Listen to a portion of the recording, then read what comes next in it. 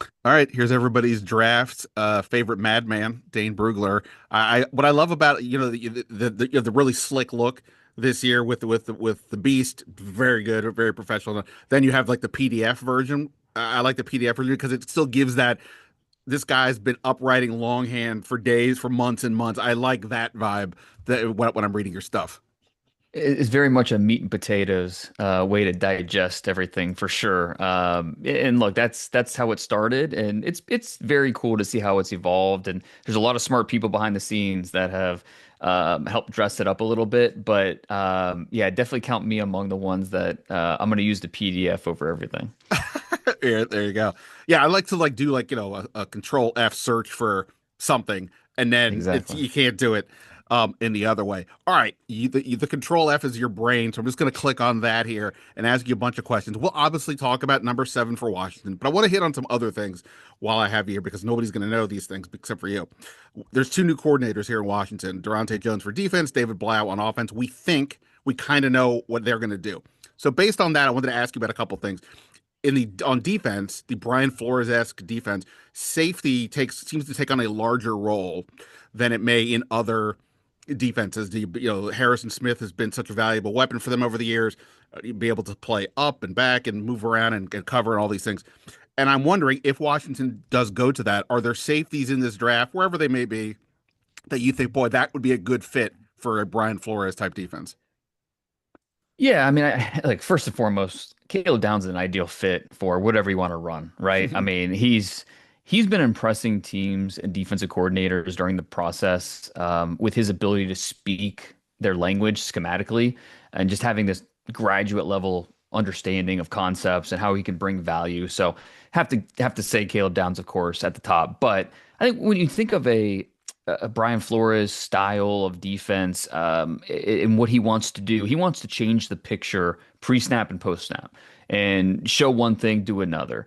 Quarterbacks are so good in the NFL that they can identify, man zone pre-snap and find the pressures, but creating doubt in their minds, I think, is what makes Flores so good.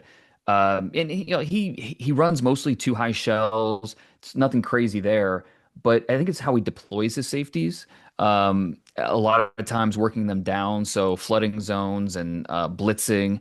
And I think Emmanuel McNeil Warren from Toledo, I think he Hmm. really stands out in that area where 6'3.5", 201 pounds, rangy guy. But he can go get the football at the sideline, but he's really good working top down. So I think he immediately comes to mind. And then, but obviously he's more of a first round type of guy, maybe early second. Right. Well, he Somebody could trade else. down, so we'll see. True, exactly. Somebody else that would come to mind is, and this isn't, I guess, widening the picture because I think this, when I think of a Dan Quinn defense too, I Sure. think about that dime and nickel flexibility and how important that is. And I think that's one reason why the Commandos probably love Downs, but also why they might like somebody like Zakee Wheatley from Penn State, who's probably going to go in that third round range. Another 6'3", 200-pound athlete who is a missile on the field. And look, sometimes the tackling can be a little inconsistent, Mhm. but you do wish there was a little more ball production on the 2025 tape. But he's a really solid player, and I think he gives you that nickel and dime flex that they're really looking for. And I mean, he's a Maryland kid too, so that never hurts. No, he was actually at their local pro day just Mm. this week. So to your point of being local, um, uh, I'll throw out a random name, Kamari Ramsey. I'm Hmm. mentioning him specifically for a reason that will come up later. Is he at USC? I don't know if he's a fit for them, but what are your kind of thoughts on that guy? Sort of a round 3 or 4 kind of a guy, I think. Yeah, and he's really interesting because when you think of the green dot, right, it's mostly linebackers. Kamari Ramsey wore the green dot for that Trojans defense because he was, the smartest of the group in terms of communicating and understanding the picture before, not just the coordinator telling him what to do. He understood what the coordinator was trying to do, and he could communicate that with everybody else.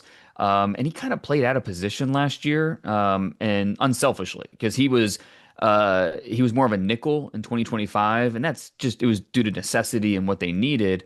But on one hand, I think it showed his versatility to scouts. On the other, I think it showed that he's probably not best in that role. But I think you really like the player. You like how smart he is, the football IQ. I think he does have enough fluidity and speed where he can survive man to man, but he's better in zone where you want him playing, more of that too high. And, he's a very calculating type of player with good speed and good toughness. Okay, let me switch to the front seven. A guy who will be in the discussion at number seven is Ruben Bain. You may have heard of Yeah. him, and we know about the length and the short arm with all that. It doesn't seem like it's moving. It's affecting his value when I look at mock drafts or talk to people. But you'll tell us in a second. What I am wondering is though, in terms of the Brian Flores type defense, I don't look at him and think, boy, that guy is what I see coming off the edge. He's also not big enough weight wise. He's powerful, but not weight wise to be a 3-4 end in my head. Am I wrong? Mhm. Is he a guy that would fit for that defense, or do you have a question there as well? I think everybody has a question, because I mean, there's a reason we've never seen a edge rusher with under 31-inch arms drafted in the first round, at least in the last 25 years. Like it's an historical outlier. There's no way around that. It is what it is. And so I think there should be some level of doubt about how he fits. And there's a reason why some teams have him on the board as a three technique, because that's how they envision him best fitting their scheme. And I understand why. When because you can throw on the tape of him playing inside over the B gap and using that initial quickness and that power and that leverage to either shoot gaps or work through guards. So I don't think that's necessarily an insult. It's more about how are we going to maximize how good this player can be. And he is a bit of a curious fit for sure in with what the Commanders want to be. But I think that obviously you want to mold your scheme around the strengths of your best players. And if they draft Ruben Bain at 7, I think you can bet that they're going to make sure they're putting him in spots where he can really sing and show off how, the power. And because he's not someone, he has good speed, but he's not someone that's consistently going to win the edge. He's not that type of bender. He's more of I want to use my power. I want to go through you. I want to use hand-to-hand combat, and he can win that way. But there are some questions, and I do like what I like about him is how he holds up in the run game, how tough he is, how he can, despite his lack of length, he can work through bodies and not get tangled up. So I think that he should be in the conversation for at the seventh pick. I think it'll just be interesting with who else could be there, which direction they would go. In terms of the edge group, David Bailey from Texas Tech looks like a much better athletic fit, stylistic fit for what they do. So I'm Yeah. curious what you think of him. And also, as I was playing around on Twitter today, there seemed to be people taking something from the Beast about, I don't know, Uh-oh. his makeup or something. Like he had some um, incident with a photographer. There's something else happened. He stomped on a player or something. I don't know, and I think it was attributed to something you had written in a you lay out everything. So I don't know if that's a big deal or not, but curious your thoughts on David Bailey. Yeah, I mean, he was coming over from Stanford. He's kind of like this transfer who, I don't want to like. There's nothing that it would stop me from drafting him. I don't want to put it that way. Okay. But yeah, there was the incident with Arizona State. There was just a photographer. The photographer actually filed a police report. It's something worth mentioning, but I don't think there's anything to it enough to really stop you from drafting him. I think the bigger question is is Bailey give you enough of the run game to, and he doesn't have to be a plus run defender, just to be serviceable. We have to make sure we can trust you, and I think that you can, based on the jump he took from what we saw in 2024 at Stanford compared to 2025 at Texas Tech. But I mean, let's be honest, you're drafting him for that explosiveness off the ball and the ability to impact the quarterback. It's rare stuff, and at the combine they measure miles per hour, and Bailey had the fastest at 22.91, the fastest mile per hour, not just of the defensive ends, but of the linebackers too. Any front seven defender, Bailey was the fastest, and that certainly shows on tape. Let me go a little bit slightly off the board here. I'm just staying with the edge group. Anthony Lucas from USC, I mentioned because his defensive line coach is now the defensive line coach in Mm-hmm. Washington. So if they don't address that position in the first or third round. Perhaps he's there for them on day three. It didn't seem like he had a ton of production, but there's athletic traits there. What's your read on him? Yeah, I mean he looks the part. 6'5.5", 256 pounds, former big time recruit. Started out at A&M, Texas A&M, and then transferred to USC. And I mean, you're right. I think 3 career sacks. Not someone that lit up the stat sheet, but you watch. I mean, he looks exactly how you want it to look. Right. He's built that way. And so, okay, do we make excuses? And he's a little bit late to football. Like he didn't really play until high school. High school. Do we make, excuses for why this is, or is there some central reason why he hasn't been able to kind of take that next step as a football player? And I think the question or the answer is probably somewhere in the middle. And that's why we're talking about him as a fifth round type of player as opposed to someone that you're considering in the top 100.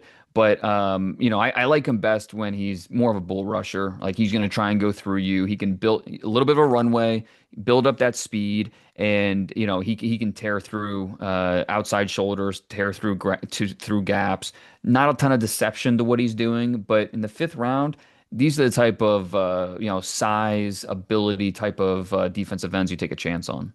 All right, let's flip to the other side of the ball. So David Blau, the OC, again, we think that he's going to incorporate some Ben Johnson type Hmm. of schematics to this scheme. I don't know how many people have asked you about centers yet, but that is one of the positions that these guys need, and it seems like this is a draft where it's actually a good position if you need one in that sort of third to fifth round range. Again, so looking at it from that perspective of what a Ben Johnson type offense would look like, is there a center out there that you think is interesting in that regard? Yeah, I think this is a sneaky good center group. I think it might be labeled as not because there isn't a center that's a lock top 75 pick in Right. this draft.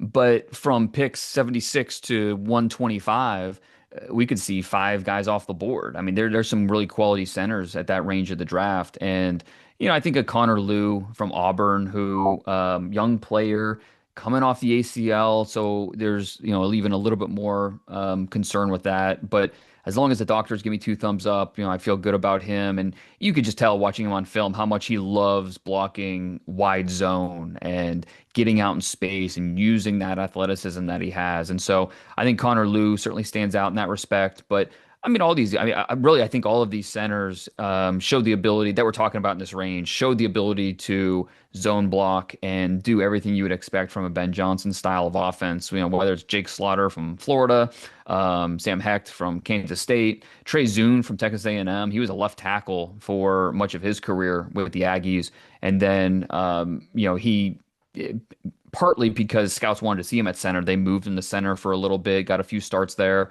But scouts believe he has 5 position versatility, and that's something that's really valuable and could separate him for certain teams when you stack these centers up. Right. So overall, it's a pretty good center group. I certainly have not looked at every player in your beast, let alone just in the general lists. If you said to me right now who's the most polarizing player, Jake Slaughter, I think you have him as your top center, I think. Hmm. And I think Yes. I think maybe Mel Kiper did too. I've seen other lists that he's like a 6th round pick. I like he's barely acknowledged. Like, and he's also I saw like in the RAS scores. I think he was one of the highest rated players, not just center across the board, which is a thing for Washington. So that's a guy I keep looking at, going, wait, I want to sort of like him, but I don't know I'm allowed to.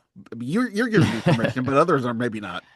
Yeah, well, and I don't. Yeah, he's not universally loved, and I mean, I get it. And he looks like your biology teacher more so than an SEC offensive lineman. Just the way that he comes across off the field, but on the field, he really grew on me. As I continued to study him and got more and more games in. Yeah, he's not gonna. I don't think he's going to blow you away in any one area. Like that's not really his forte. But what I like about him is he's really well rounded, and so you see the ability to win with power. You see the ability to move a little bit, use his hands. He's really smart, so he can process things really quickly. So yeah, I like him as a future starter in this league. All right, let's get to the main event. Obviously, the Commanders have the number 7 pick. It's hard to know exactly who's going to be there because the picks 2 through 6 are a little bit jumbled. So, broad question for you: how do you kind of assess Washington's at 7. What do you think the realistic options would be, and who do you think would be sort of the best bet or the best option if they're available? Yeah, and I go back and forth about just selfishly who I would love to see Sure. on that team, But you and just wrote an insane amount of stuff. Be selfish. Go ahead. I could. I would love to see Sonny Styles in that defense. Hmm. I think he'd bring a lot of value with what he can do. I think one of the pass rushers. I don't think Bailey is going to make it out of the top five, but if he did, Bain is an interesting pick there. But I just keep coming back to Jeremiah Love and how much fun it would be to watch Jaden Daniels and Love in the same backfield and force defenses to have to defend that. Like to me, like that's who's the player I would draft at 7 that the other teams in my division are gonna crap. And I think that's Jeremiah Love because that changes the calculus about how you play this team. The explosive plays he brings, not only as a rusher, but as a pass catcher. I think for a lot of the reasons why the Falcons drafted Bijan Robinson, it makes sense for the Commanders to do it here with Jeremiah Love. And I get it. The Falcons haven't been this perennial playoff team since they drafted Bijan, but you ask them, they don't regret drafting Bijan where he did. I mean, he's ascended to be a top 5 running back in the league, and by the end of Jeremiah Love's rookie contract, I wouldn't be surprised at all if we're talking about him in that same type of discussion. Obviously, with the running back and some of these other non-premium position players, the question has become a lot this year is, well, is the value there for the money? If Jeremiah Love, Right. if he goes to 7 based on the salary, he'd be like the 11th highest paid running back. It's even then higher if you're looking at the Titans at 4, the Giants at 5. Have you gotten any sense that people in the league actually really give a crap this year because he is so good? And because I'm wondering, it feels like if he gets past the Titans or the Giants, I think he's there at 7, but I don't know if he's getting past those guys unless they Yeah. balk at the money. It really feels like Love is going to be either the pick at 4, 5, or 7, and anything else would be a surprise at this point. I mean, of course that matters. Like you take a look at that, but at the same time, you can't draft scared. Like if you believe enough in the player where you're going to draft him top 7 in this draft, then I think you're perfectly fine with him being the 11th paid running back in the league. So I think that it gets a little bit more tricky. Like we did this with Brock Bowers a couple years ago, and he fell to what pick 13, and Hmm. the Raiders have no regrets about drafting him where they did. I think that if I'm looking at this team and what's going to create a spark, Caleb Downs could be that pick. Sonny Styles could be that pick. Jeremiah Love absolutely could be that pick. And I think there's a ripple effect too. It's not just I'm upgrading the running back position. How much does Jeremiah Love help your quarterback, help the passing game? How Right. much does Jeremiah Love help your defense? Because theoretically, your offense is going to be on the field more. So I think there is also a domino effect. It's not just what this player brings to you with the ball in his hands, it's everything else around him that helps upgrade other parts of your team. Let me go back to defense for a second. We talked a little bit about Caleb Downs, off the charts intellect, and obviously was a great playmaker. He's not the athlete that say a Mansour Delane is a cornerback from LSU. And Washington, again, you can make an argument they could take either of those positions or skip them altogether.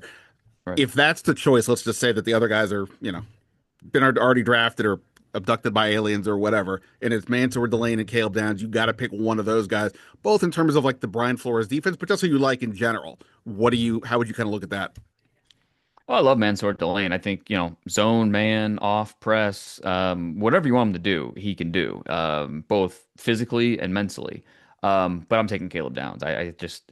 Yeah, you wish he had testing, sure. You wish you're a little bit bigger, yeah, sure.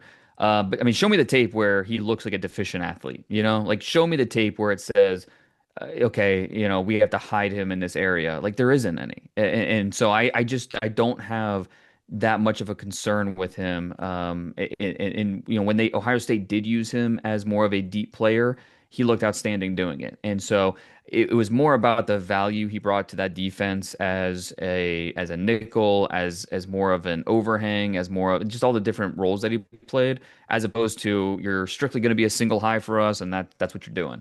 So yeah, I think with Caleb Downs, I just have very few questions about who he is as a player and what he's going to be at the next level. He's a complete safety, and I'd feel great about drafting him in this draft. I get it. Like you don't draft safeties that early, and some teams are going to be dead set on that. I get it. But I just think you're getting one of the best players in the draft, and that's something that maybe you sacrifice or you compromise on your philosophies a little bit here. Um, if they go by just need, which they probably won't, but if they just went by need, wide receiver would arguably be the position they would need the most. At least we're talking about seven. Right. Carnell Tate is sitting there, maybe Makai Lemon. I know Jordan Tyson's got some injury questions.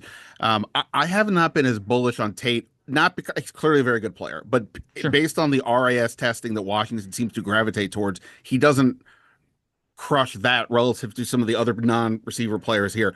Um, Yet he clearly looks like he's the best receiver here. How do you assess him in terms of like his upside and talent to be in that top seven kind of range? Well, I mean, last year there were, I think, several teams that passed on Tedero McMillan because all he did during the process was a 40. That's all he did. And he ran a 4.53. Carnell Tate, what has he done during the process? All he's done is a 40, ran a 4.53. And I'm not drafting him because he's the fastest player in the draft. I'm drafting him because he consistently wins at every level of the field. Down the field, vertically, underneath, he's a really controlled route runner. Contested catches are outstanding. So yeah, I mean, I don't think he's on the same level as say like Malik Neighbors or some of these other stud receivers we've had come out and be top 10 picks in the past. But I think he'd be a number one for a team, and that's why. And he might not even be on the board for the Commanders at seven. Cleveland needs that type of player. So 6, 7, 8. I think he goes one of those spots, whether the Browns, Commanders, and we know the Saints can't pass on those Ohio State receivers. Last question for you. So if I tell you they're going to draft a receiver either at 7 or 71, you can take Tate and then take whatever else you want at 71, or you can take whatever you want at seven and take a receiver at 71. Based on what is likely to be there, broad strokes, it seems like a lot of receivers there. Which Mhm. path would you take if you're going to go maximize your situation? Tate or anybody and a receiver at 71? Yeah, I think that's the type of scenario that the Commanders are mulling over right now. As ideally you want to take the best player available at seven, and then you figure out the rest because that's when you're picking top 10, take the best player available. But I think it is fair to look forward and say, okay, well if we did this, this will be who will be available. I mean, I like the idea as much as I like Tate. I like the idea of going Jeremiah Love, or Sonny Styles, Caleb Downs at seven and then waiting on receiver. I think this is a deep enough wide receiver class where if I want more of a polished player who's going to help me from day one, okay, Elijah Surratt sitting right there for you from Indiana. If you're looking for more of a high upside player who is a little bit of a project early on, Ooh, but could go end ahead, up say being his something. name. Say his name. Go ahead. Well, I'm thinking Ted Hurst Yes, from see, Georgia State. Yep. that's who I like. Yeah. He's got speed. It just there's a raw element to his game where it might take a little bit of time. So, but we're talking about the mid third round at this point. So I think that should be expected. So this receiver class is deep enough where I would feel totally comfortable going a different direction at seven and then waiting for wide receiver. Dane, you rock. Obviously, everybody knows, but if you don't, the Beast is amazing. It's worth the subscription to the Athletic. I'm even going to say that, I appreciate that. regardless. No, I mean, Dane's worth it all to himself. The amount of work you put in this, everybody knows. And my favorite part is always reading the random tidbits about people, what their lives are, and I don't know how on earth you find all these things and incorporate it all, but you do a great job of that every single year, man. I appreciate the time. Good luck with sales, as it were, and we'll talk down the line. All right, man. Looking forward to it. Thanks, Ben. I don't know if this is a fair analogy, but because there's a golf club sitting right next to me here, uh, I'm not the world's biggest golfer, but like anybody else who's like the occasional hacker, you're like, oh my God, this is so frustrating. And then there's one shot in the round where you're like, oh my God, I could play the Masters. Like you hit it perfect, and it keeps you going back. When you're doing all this film work, it feels like when somebody finds a player, not that they discovered America, but like you just haven't seen this guy, you're like, oh my God, look at this guy, look what he can do. And it could be a seventh round pick, it could be something really Yeah. weird. Is that sort of the equivalent of like it helps you get through the grind because somewhere in here is going to be something that's really interesting?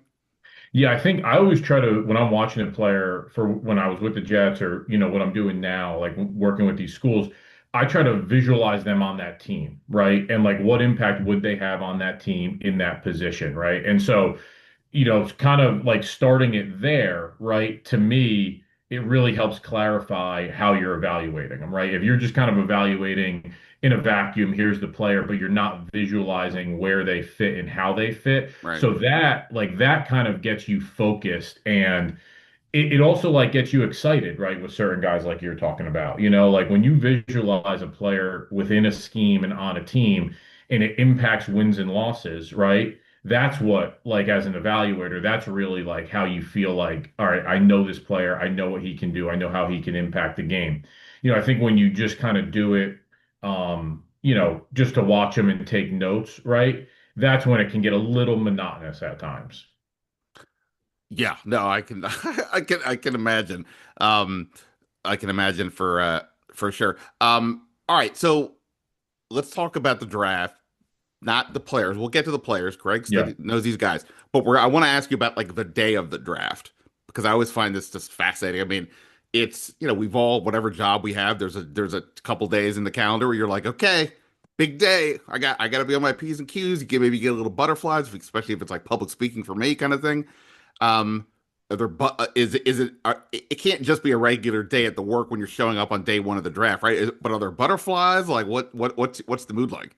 I think when you get to that point, so much work has been done, right? And really, like the last, I would say, the 48 hours kind of leading up to draft day, I think is really when like you start to feel like a lot of clarity, right? But also just like we're prepared and we're ready, right? So I feel like in a lot of respects, you're just kind of ready to go.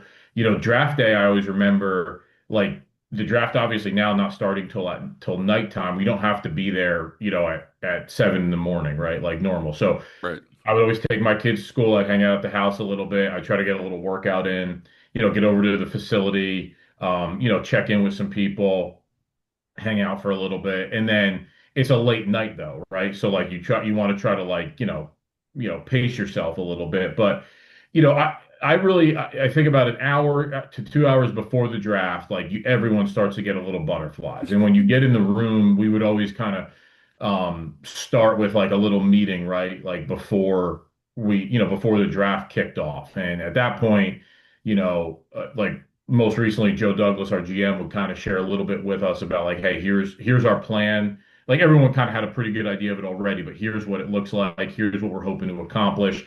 And really, the scouts are such a big part of it. Let everyone know here's what we're thinking. At that point, that's when I feel like everyone feels the butterflies and the tension and the anxiety. But really, it's excitement too, because you have an opportunity to affect your team. Yeah, no, I mean it's got to be. I mean, like I think in general in life, right? The more homework you've done, the more you've absorbed whatever the information is, the more confident you're just going to feel that you can handle whatever, even if it's not like an Yeah, overt confidence. It's just okay, I got it all here. I know yeah. I know what the general plan is. Obviously the guys like Washington at 7. I would imagine that most of the league, maybe they don't have the exact same order of the top 10 in terms of how they would rank the players, but generally speaking, there's not somebody in the third round who's going to be picked in the top 10. I know that used to be the case Sure. back in the day when the wasn't as sophisticated, but in like other rounds, like how often is it true that you guys have this board, you do your thing, and then somebody picks a player, we're like, oh wow, we had this guy in the seventh round and he just went in the third or whatever. How does that happen actually often or no? Because by the way, just as I'm looking at the Yeah, I don't. public, as I'm looking at the public draft boards, Yeah. your McShays and all these people, sometimes these players are vastly different, and I'm trying to be like, oh man, is this center a fourth round pick or Sure. is this center the last pick of the draft? It's very confusing sometimes. Yeah, I mean, there's certainly been case. I wouldn't say it happens often, but I would say probably like maybe once a draft, twice a draft, where I would say first round it's probably rare, but as you get into like the second round, right around pick 40 or so, that's when you start to see some guys that like you may have had a fourth or fifth round value go, right, for another team. And it always kind of surprises you a little bit, but at the same time, like we always would talk about it too, like they get paid this, they get paid to do what we do too, right? So let's not just assume that they're off on something. Sure.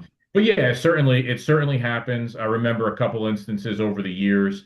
Honestly, we always felt like, all right, well, someone else valued, this player a lot higher than we did, but let's stick with what our process is, and that means that there's more players on our board that we value at a higher level. So we looked at it like as a positive for us because obviously we had belief in our process.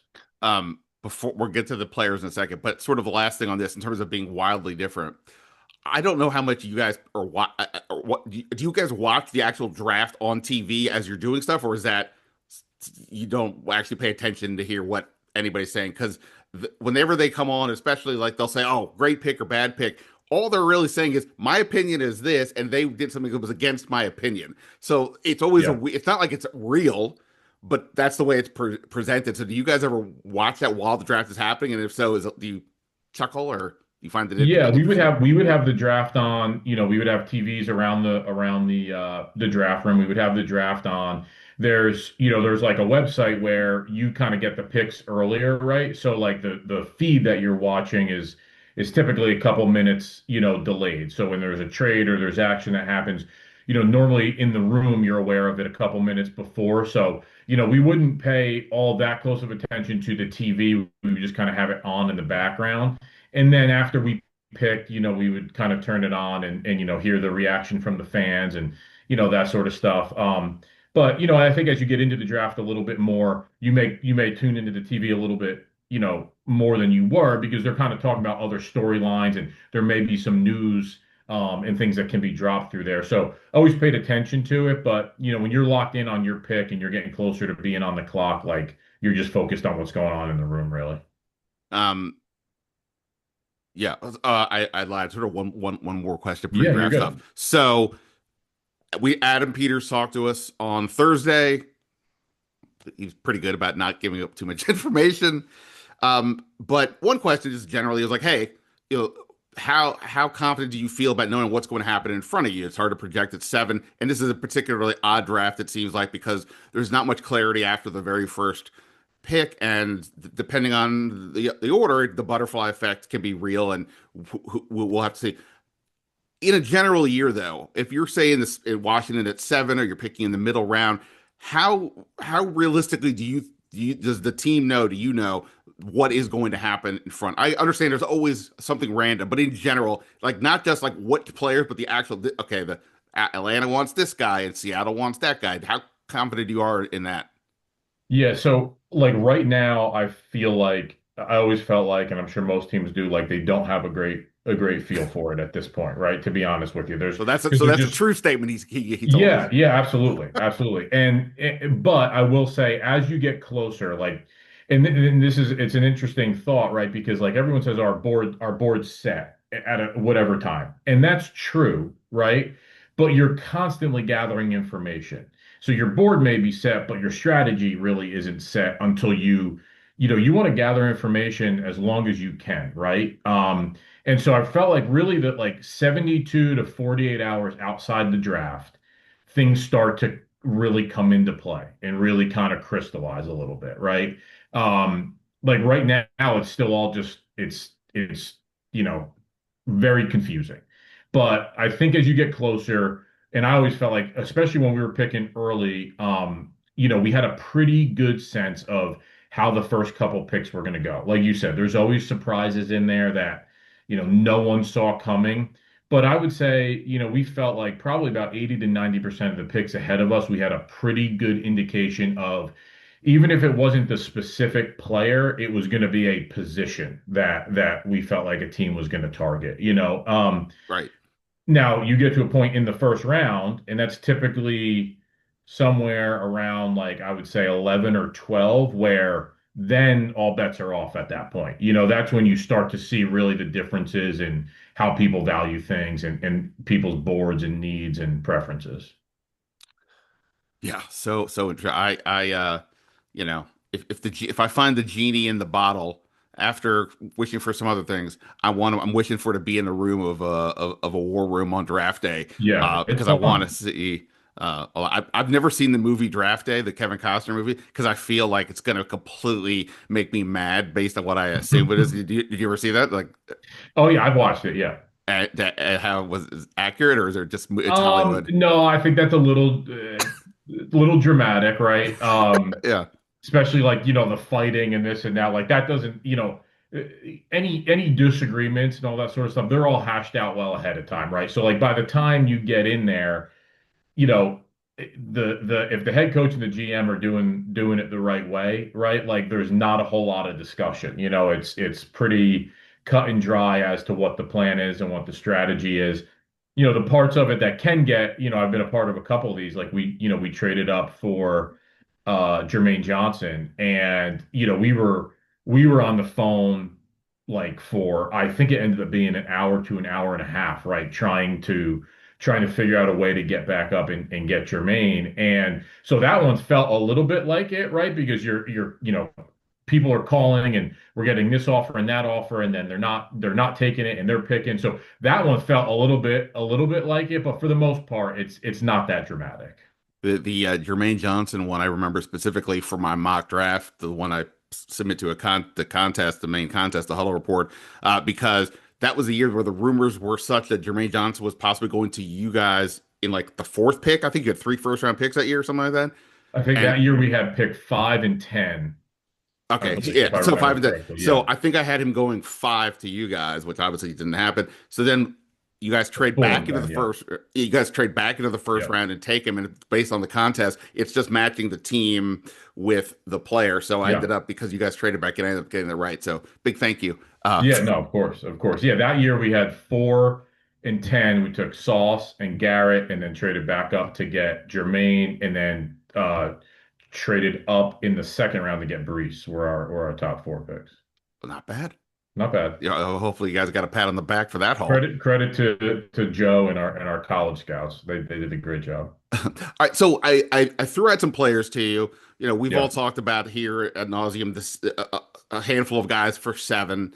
There is also the real possibility they trade back. We asked Adam Peters about this, and he didn't give the perfunctory due diligence. Right, we're always checking, we're always looking. Okay, he basically kind of said, "Look, I'm not going to say we're not looking, but most likely we're going to stay." And of course, he says the variables are what are you getting in return if you trade down, and then like are there players in that spot on the board? Because like there is a real to me as a layman here. Every time I do a mock draft, there's for me it feels like a real cutoff right about the pick 11. That like it starts like the same top 11 guys that if they traded down to 11, I think they'd still get somebody they like. After that, it now becomes maybe more eye of the beholder. But you looked at guys that if they trade down as well. So as you sit here right now, if I tell you that some team makes you an offer that you think is a legitimate, fair offer in terms of picks, now it's just a matter of where do I want to go? Do I want the sort of the blue chip player and no extra picks, or the player further down the board, but I get some extra picks? Based on what you've seen of these guys, what would your head kind of lean towards right now? So I think this draft in particular, the difference between, the top guys and the like, let's call it the top five picks and the, picks 5 through 20, right? Like there's not a huge difference between them, right? So like I would tend to lean towards trying to get a couple extra picks, right? Because the difference isn't huge, but at the same time, it also depends how the picks in front of you go, right? Because you could, if one of those top guys that is a top 4 or 5 guy on your board ends up, dropping to you at 7, right? Like then that's where you have to kind of determine, all right, we had this guy graded at this level, right? The if we trade back, we're going to get a guy at this level, right? Is getting this extra pick, whatever that may be, does that cover the difference of that player, basically, right? So I think it depends who's there, to be honest with you. And I didn't watch the press conference, but I'm sure Adam, who I have a ton of respect for. I don't know him, but worked with a ton of people with him. I have a ton of respect for him. Is probably thinking like we could get an elite player. If we're getting a very good player, let's get a very good player and maybe another good player along with it, right? Right. All right. So I think so. I think did you look at Caleb Downs and Dylan Yep. Thieneman? You're familiar, Yep. you know. Yep. Okay. So this to me is sort of that interesting question, right? Washington's history under Adam Peters has been very specific. That relative athletic score metric. Every single one of the players they have drafted so far, I think what 14 players so far in 2 years, has been in the top tier of that metric. They've had the highest rated draft class the past 2 years, just in terms of the athletic score. Caleb Downs did not do enough testing to officially get a score. His choice for the most part seemed like, but the general sense is, look, again, they're all excellent athletes, but he's not necessarily that top tier athlete. Meanwhile, Thieneman, he's on Bruce Feldman's freaks list. He is in that range, but he's not considered, I guess, the same player. Caleb Downs is a pretty legendary college player. So if you're looking at that, sort of in that vein of take the pick or move down, and I don't know what you think of either of these guys. How do you assess that if you're a team? Because again, one guy might be better, but he doesn't fit what you're looking for, and the other guy is more athletic. Maybe not as good, but you get more picks. Yeah, so there's a couple other things, that teams have access to, that is not just the testing numbers, right? So they have other ways of supplementing that information to, through their, GPS tracking and all that sort of stuff that they can get actual in-game data on, right? So they probably have a little bit more that helps guide those picks than the public does, I right? would hope so. Yeah, so I would keep that in mind, number one. Yeah. To me, in that particular context, right? Like when you're taking a player at the safety position, in my opinion, like they have to stand out and jump off the tape, right? Regardless of what their athletic ability is or says, like their football ability has to jump off the tape, right? And I think both those guys are very good players, right? So I'm not saying one versus the other yet, but to me, you almost have to take, especially at that position, the tape first, probably maybe more than any other position, and then look at the athletic ability. Because if you don't have instincts and you don't have anticipation and you don't have, awareness, right, your athletic ability is not gonna show up quite as much, especially at the next level. Um, so you mentioned jumping off the tape.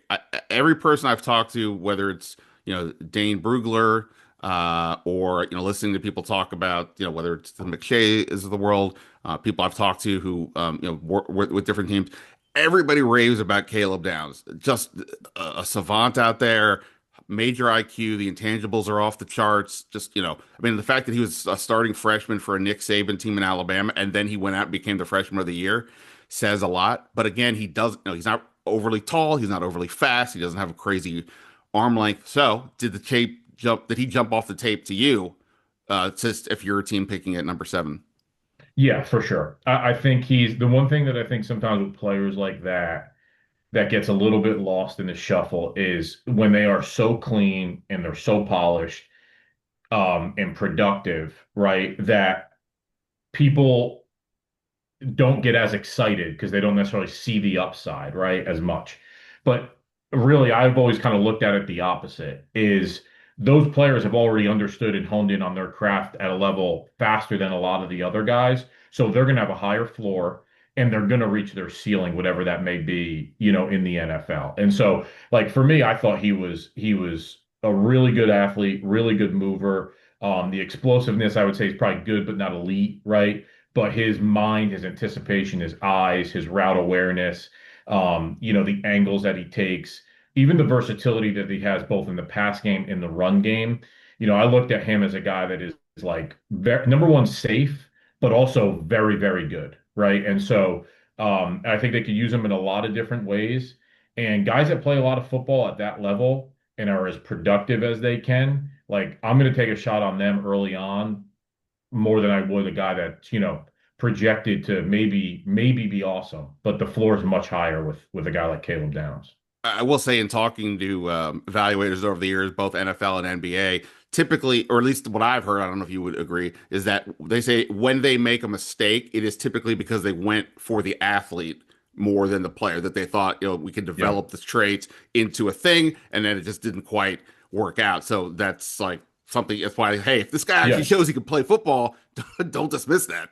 That's right. Absolutely. And I think a lot of that also comes down to this, especially on the defensive side of the ball, the scheme that you're going to be running, right? Like there's certain schemes that call for a lot of mental capacity and mental horsepower, and there's others that don't.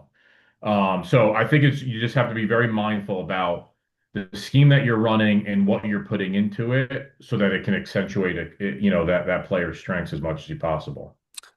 So Daniel Jeremiah the other day did like a top 10, and he had in there your old team, the Jets, trading up to Washington from 16 to 7 because the Jets have a lot of picks. End result, Washington would get one of the Jets' second round picks. So if I tell you that offers, and there's like some other stuff, but if I tell you that offers on the table and you can move down, and let's just say you can get Dylan Thieneman at 16, or you can stay at 7 and take Caleb Downs, which way would you go? In that context, I would probably stay there. I think there's a difference between the two players. And I think the value at 16 for Thieneman is fair, right? But to me, the difference between the two, I would rather stay there and feel like I'm getting, a really, really clean, high floor prospect that's going to have an immediate impact on your team. Okay.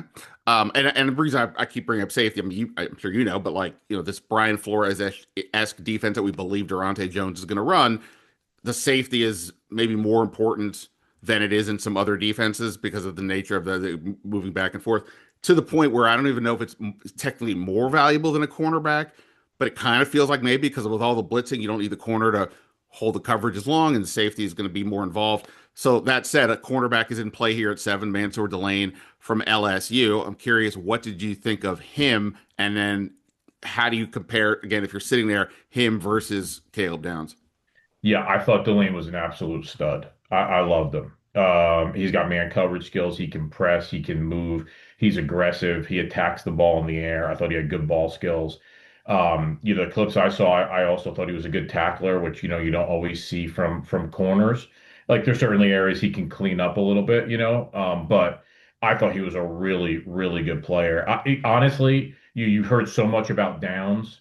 But to me, like I have those two players, like they're essentially touching really for me. I thought it's really just comes down to, like you said, the scheme, which one is of higher value for your scheme at that point. But yeah, I thought Delane was a really talented player, in my opinion, clearly a top 10 pick, and a guy that can have a legitimate impact as well. That's to me why this is such a fascinating call, because it seems reasonable that they could both be there at 7. And it Yeah, feels like if you went to Durante Jones, this is just my guess, and said, which one do you want? I would think he would take the safety based on, again, the way the importance of that position it was in Minnesota. Uh, but the athlete is the other guy. He ran us, in the 4.3s. He's not the biggest guy, but he's got that. He didn't have a RAS grade because he was yeah, banged up a little bit. So, but presumably he would have scored.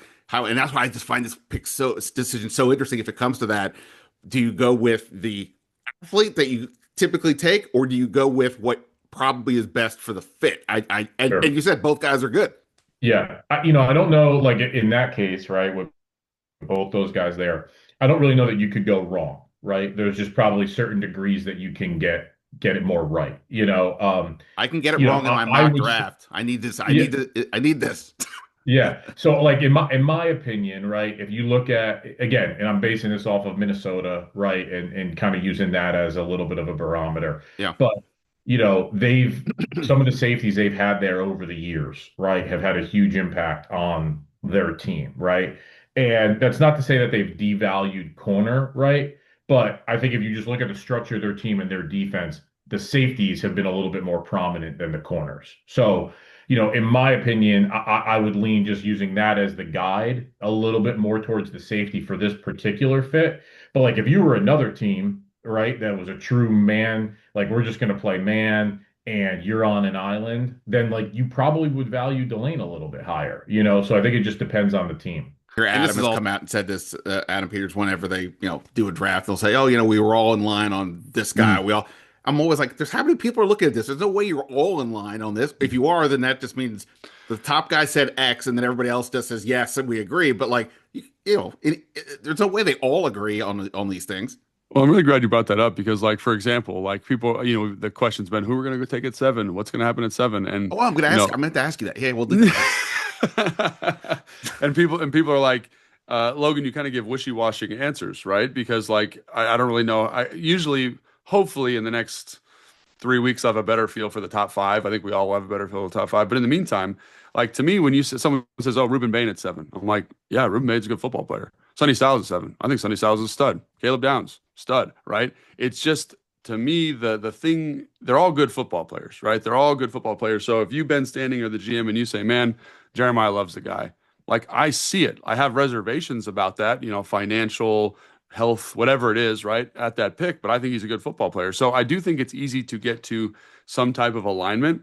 To me, it's when you say, hey, we're ranking these dudes 1 to 100. That's when it gets hard, because is Ruben Bain really better or worse than David Bailey? Like, they're different players. They do different things. They have different strengths and weaknesses. And I think that's the thing at the crux of this that makes it so difficult, is it's like, Ruben Bain is Ruben Bain, David Bailey is David Bailey. And so to compare them, which is the name of the game, so I'm not complaining about that, is extremely challenging. Yeah, I think the ranking is always fascinating because that, like, to me is the more subjective part. Why is this individual better than that individual? But what I try to look at in terms of, like, doing not just a first round mock, but if you're doing like a commander's mock for all the rounds, or like lately I've been doing 2 rounds plus the few extras to get to Washington at 71.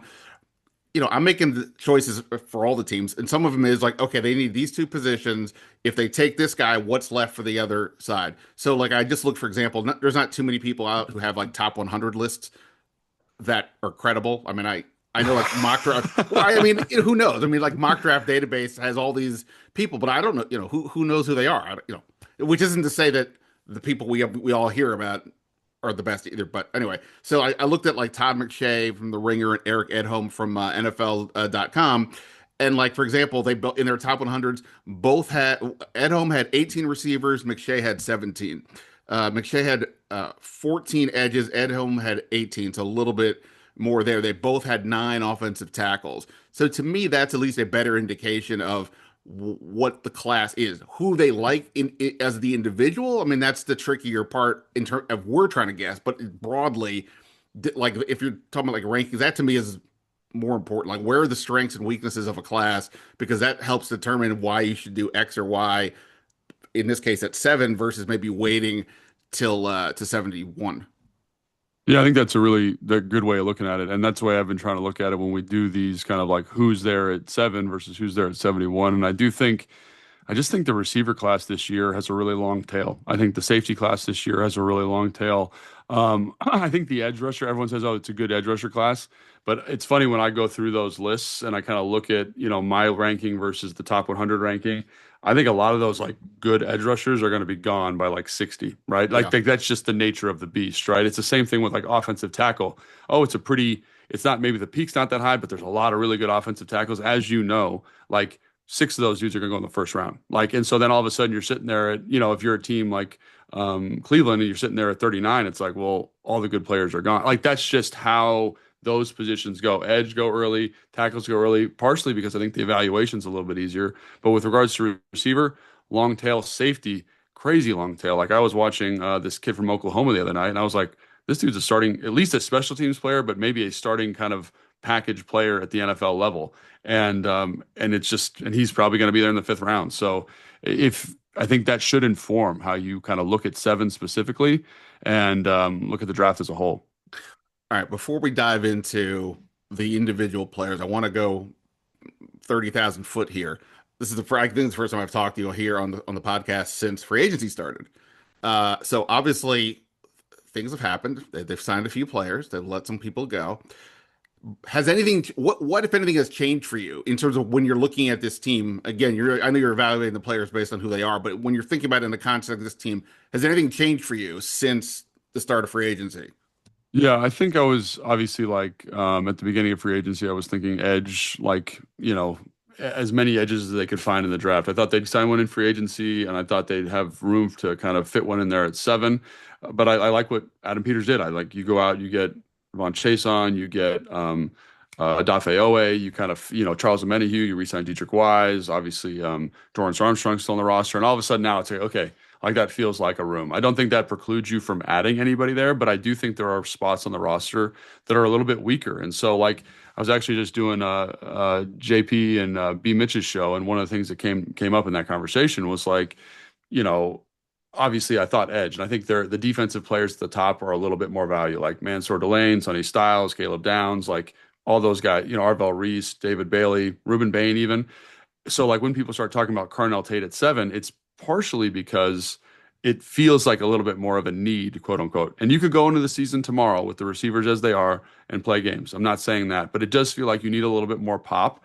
And couple that with the contract lengths of the current guys on the roster, and couple that with how the free agency market looks for the receiver at the moment. Like that's crazy work, right? So I do feel like those factors are also weighing in here. And that's where it's like, do you go best player, pure player? Because I think you could still do that at every spot, but the receiver kind of that value seems to pump up. And then the running back, I know everyone keeps talking about Jeremiah Love at 7, but what did the guy from who just signed with Kansas City, the guy from Seattle, his Kenneth name escaped. Walker.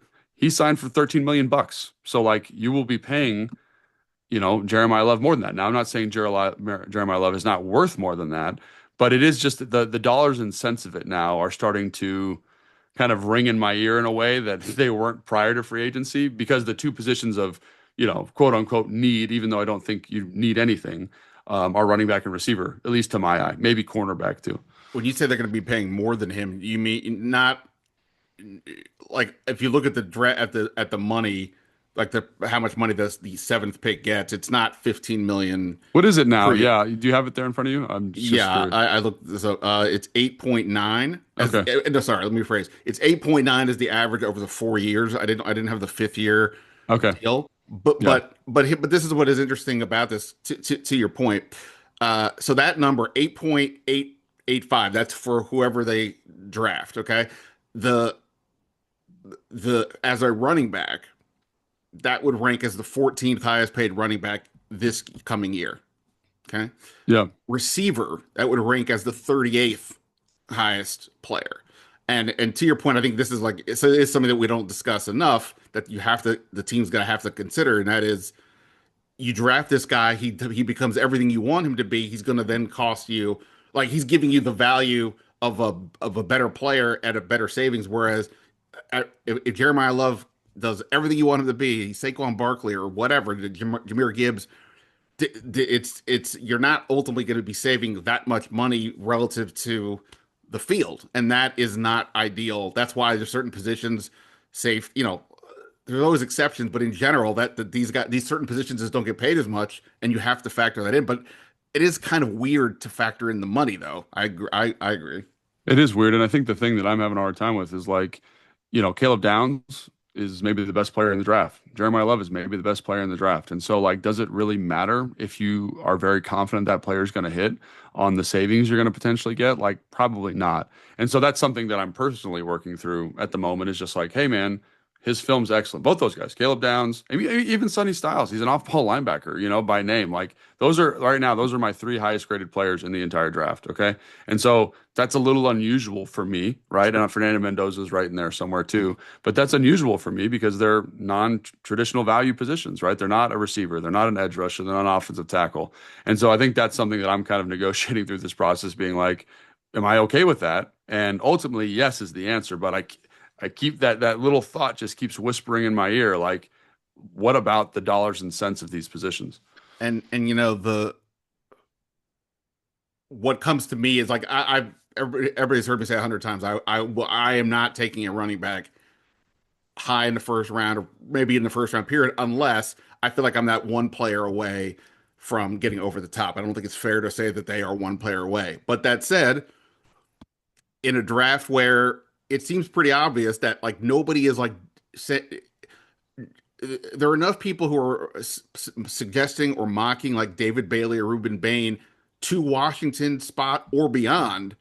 That's not happening if the guy is all that in a bag of chips. You know what I mean? Like if the guy is the prospect, that's not happening. And I just think that's the issue here. It's like at some point, are you taking the value of the position or are you taking the player? And that I think is going to be a very, very fascinating decision for so many. Like I think the Cardinals at 3 are a really good example of this. I mean, Yeah. offensive tackle is an important position, but I doubt too many people have Francis Mauigoa as like the third best guy in the class. Mhm. But if they don't take tackle there and wait, like you said before, they may not be getting one.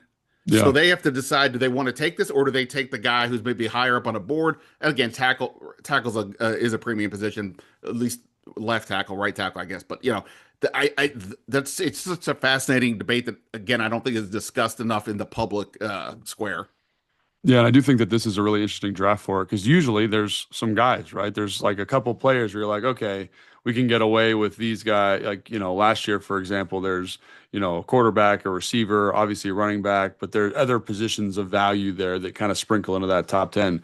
Here, it's like just looking through the top 10, like, and you mentioned David Bailey. Like, I think depending on who you talk to, he might be some people's best player on the board, right? And there are times where you watch him and you feel that way. To me, I'm kind of in this like 7 to 17 kind of range, if I'm going to give him a spot. Like, so I think you could take him at 7 and be really happy. I think his film's that good. But also, like, if you took him at 17, I wouldn't be like, wow, David Bailey went, or Ruben Bain went at 17. And David Bailey, I feel a little bit higher on because the pass rush production in college is so crazy. Kind of that I could see him going at 2, but I could also see him going at 12, kind of that 10 pick range there for him. So I don't think they're either both those players that you could take there, right? And I think that'd be totally justified. But to your point, like if you have a higher grade on Jeremiah Love, like if you're trusting your board, quote unquote, and you're like all this pre-draft eval stuff we talked about, then you're going to take that guy, even though those other two players are worthy of that. Same thing with Mansour Delane. Even though you could legitimately take them there, right? It's kind of like, well, are we going to trust this player that is at a position of non-premium value? All right, let's get into the players. This is where people want to know. This is where, they want to see all the work you put in and Uh, get a feel. Can we start at receiver? Is that all right? sure. All right. So, like you said before, it's probably, if we said right now, what's the biggest need? It's probably some other receiver opposite Terry McLaurin. I know some people say, well, that's just going to be Brandon Ayuk, and that's a whole other category, which you're welcome to weigh in Sure. on if you want. Yeah. But like, I don't know, but I don't know what to make of any of that. So I'm just to sort of put that to the side. But if they go for a receiver, I mean, it looks like.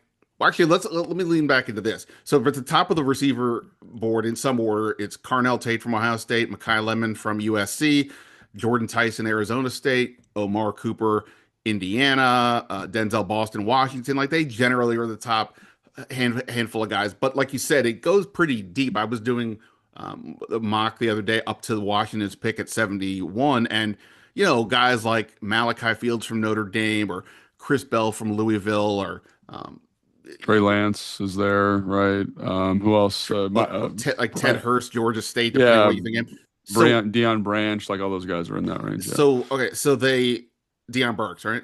Burks, yeah, sorry. Yeah, yeah. No, Yeah. that's all right. So this is the debate is like before I ask you what you think of Tate or Lemon or Tyson at the top at 7, what's your just read on the gap between those guys and then the guys that they could potentially get at 71? Because again, I think this is what you have to look at. Unless you're telling me the guy at 7 is Jamar Chase or something, then like I need to know how much am I really losing if I don't take one of these guys? Yeah, I think this is where it's challenging, right? It's challenging to kind of put a number on it because I think Carnell Tate is maybe one of the safer prospects, like he's the question about him is long speed or not even long speed because like when you look at his mile per hour data, it's pretty good. It's like 22 point whatever it is. So it's well within normal ranges, right? It's to me, it's a short area underneath kind of quickness stuff, right? So if you know that's what he is, like how are you going to use him and like what is his ceiling given that limitation? And so then you get down the list, you mentioned some of the names like Malachi Fields and from Notre Dame is big. He's 6'5", he's 220 pounds, like kind of your traditional X. But again, lacks some of that short area quickness, tracks the ball well down the field, will block. Is an NFL player for sure, but does he have that ceiling? I think Antonio Williams from Clemson is a special kind of slot receiver in terms of route running. Like there's like some great clips of him versus South Carolina, just absolutely eviscerating the nickel corner there. Elijah Surratt, I think his time with obviously Mendoza in Indiana, like you see a guy who is very physical. He's got good short area quickness and has some limitations in terms of long speed, but is tremendously strong in the lower half.